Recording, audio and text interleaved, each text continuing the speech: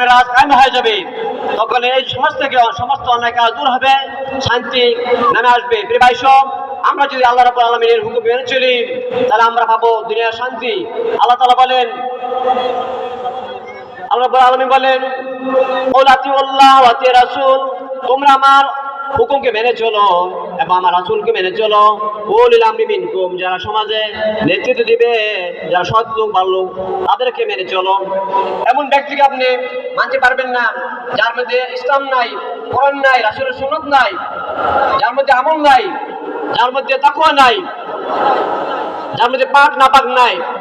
সে প্রস্তাব করছে না পালন করছে বুঝতে পারে না, বয়সের বার্ধক্যের কারণে তার দেখার খবর সে রাখতে পারে না, তার শরীরের খবর সে রাখতে পারে না, সে কি করে জনগণের খবর রাখবো?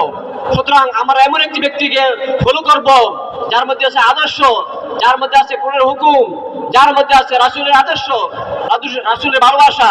ওই সমস্ত নেতাকে আমরা ফলো করব, ওই নেতাকে আমরা প্রত্যাখ্যান করব। যে নেতা জনগণের খবর রাখতে পারবে না, প্রস্তাব করছে না পালন করছে, সেই খবর তার নাই, সে কি করে জনগণের সেবা করবে? আমরা ওই নেতাকে ফলো করব যে শয়তান নেতার মধ্যে মাথা থেকে পা পর্যন্ত সমস্ত জায়গায় ইসলামের বিধান আছে, আল্লাহ রাসূলের সুন্নাত আছে, আল্লাহ রাসূলের হুকুম আছে। ওই নেতাকে আমরা সমর্থন করব, ওই নেতার পেছনে আমরা দৌড়াবো, ওই নেতাকে আমরা ভোট দিব, ওই নেতাকে আমরা প্রত্যাখ্যান করব।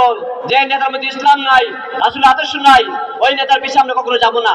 প্রিয় ভাই সব, আল্লাহ রাব্বুল আলামিন আমাদের সকলকে এই কোরআনের হুকুম মেনে চলে দুনিয়া ও আখিরাতে জীবন যাপন করার তৌফিক দান করুক। আমরা যদি আল্লাহ রাব্বুল আলামিনের হুকুম মেনে চলি তাহলে আমরা পাবো দুনিয়া শান্তি, আখিরাতে মুক্তি। প্রিয় ভাই সব, এখানে আমি আমার সংক্ষিপ্ত